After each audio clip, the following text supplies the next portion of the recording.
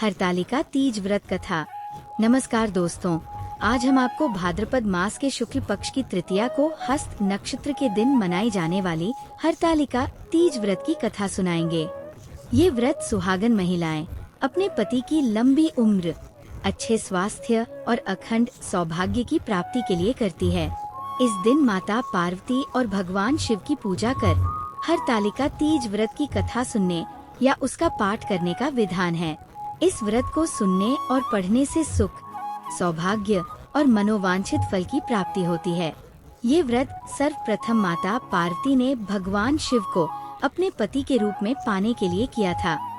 आठ कुंवारी कन्याएं भी मनचाहा वर प्राप्त करने के लिए इस व्रत को करती है।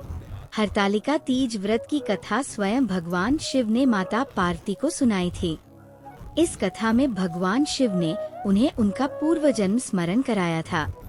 कैलाश पर्वत के सुंदर शिखर पर विराजमान माता पार्वती ने महादेव से पूछा, हे महेश्वर, मुझसे वो गुप्त वार्ता कहिए जो सब धर्मों से भी सरल और महान फल देने वाली हो। यदि आप प्रसन्न हैं, तो कृपया मुझे वह रहस्य बताएं। हे जगन्नाथ, आप आदि, मध्य और अंत से रहित हैं। आपकी माया का कोई पार नहीं है। मैंने आपको किस व्रत, तप या ज्ञान के फल से प्राप्त किया, कृपया बताएं। भगवान शिव बोले, हे प्रिय, मैं तुम्हें उस परम गुप्त व्रत की कथा कहता हूँ जिसके प्रभाव से तुमने मेरा आधा आसन प्राप्त किया। जैसे तारागण में चंद्रमा, ग्रहों में सूर्य, वर्णों में ब्राह्मण, देवताओं में गंगा, पुराणों में महाभारत, वेदों में सामवेद और इंद्रियों में मन श्रेष्ठ है, वैसे ही इस व्रत का उल्लेख भी समस्त शास्त्रों में श्रेष्ठ रूप में हुआ है। भाद्रपद मास के शुक्ल पक्ष की हस्त नक्षत्र युक्त तृतीया को इस व्रत का अनुष्ठान करने से सभी पापों का नाश हो जाता है। पहले जन्म में तुमने हिमालय पर्वत पर इस व्रत का पालन किया था, वही अब मैं तुम्हें सुनाता हूँ। माता पार्वती बोली, हे प्रभु, मैंने ये व्रत क्यों किया था, कृपया बताइए। भगवान शिव ने कहा, पिछले जन्म में तुमने मुझे पति रूप में पाने के लिए बहुत छोटी उम्र में घोर तपस्या की थी। आर्यावर्त में हिमालय नामक एक महान पर्वत है जो विभिन्न प्रकार की भूमि और वृक्षों से शोभायमान रहता है, सदा बर्फ से ढका रहता है और गंगा की कलकल ध्वनि से गुंजायमान होता है। उसी स्थान पर तुमने 12 वर्षों तक जल में रहकर, बैसाख मास में अग्नि में बैठकर, सावन में खुले आकाश के नीचे निवास कर घोर तप किया। तुमने न अन्न ग्रहण किया, न जल, बस वायु और सूखे पत्ते चबाकर तप करती रहीं। तुम्हारे कठोर तप से तुम्हारे पिता हिमालय चिंतित हो उठे। तभी ब्रह्मा जी के पुत्र नारद वहां पधारे।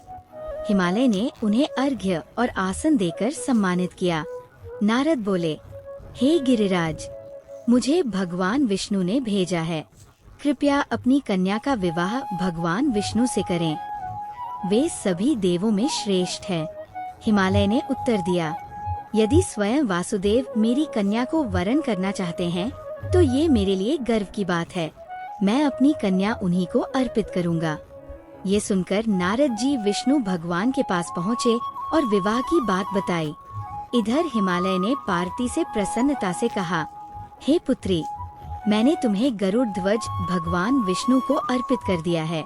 ये सुनते ही पार्वती दुखी होकर अपनी सखी के घर चली गई और पृथ्वी पर गिरकर विलाप करने लगी।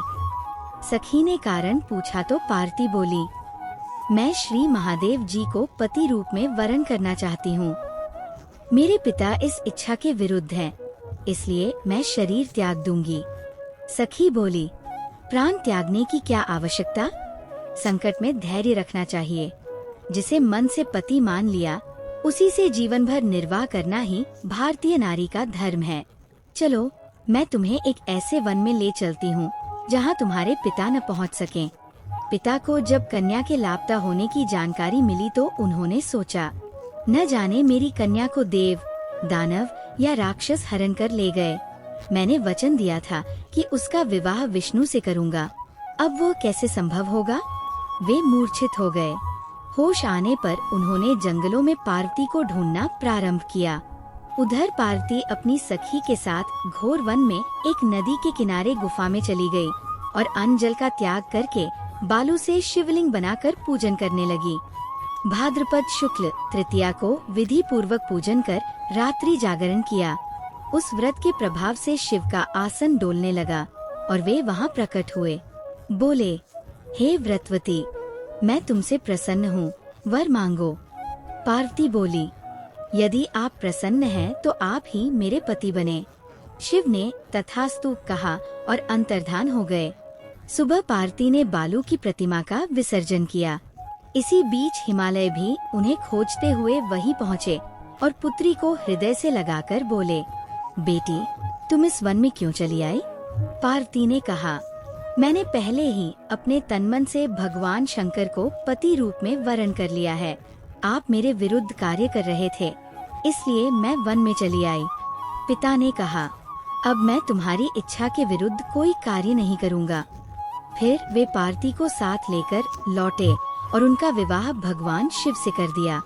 भगवान शिव ने कहा, हे देवी, तुम्हें तुम्हारी सखी हरण कर ले गई थी, इसलिए इस व्रत का नाम हरतालिका पड़ा। हर अर्थात हरण और तालिका अर्थात सखी। पार्वती ने पूछा, हे स्वामी, इस व्रत की विधि और फल भी बताइए। शिव बोले, इस व्रत में स्त्रियां शंख, भेरी, मृदंग आदि बजाकर विधि पूर्वक श्री गौरी शंकर की मिट्टी की प्रतिमा बनाकर पूजा करें। उन्हें वस्त्र, नैवेद्य, फल, फूल, दीप धूप आदि अर्पित करें और रात्रि को जागरण करें। पूजन में कहें, हे कल्याण स्वरूप शिव, हे मंगल मूर्ति महेश्वरी, आप सब कामनाओं को पूर्ण करने वाले हैं, आपको नमस्कार है। हे सिंहवाहिनी, मैं भयभीत हूँ, मेरी रक्षा करें। हे पार्वती माता, मुझे सुख और सौभाग्य प्रदान करें। इसके पश्चात कथा सुनकर ब्राह्मणों को यथाशक्ति दान दक्षिणा दें। इस व्रत को विधि पूर्वक करने से सभी कष्टों का नाश होता है। इस व्रत में एक दिन पूर्व नहाय खाए होता है। हरतालिका तीज के दिन महिलाएं स्नान करके पूजा पाठ करती है और केवल सात्विक भोजन ग्रहण करती है।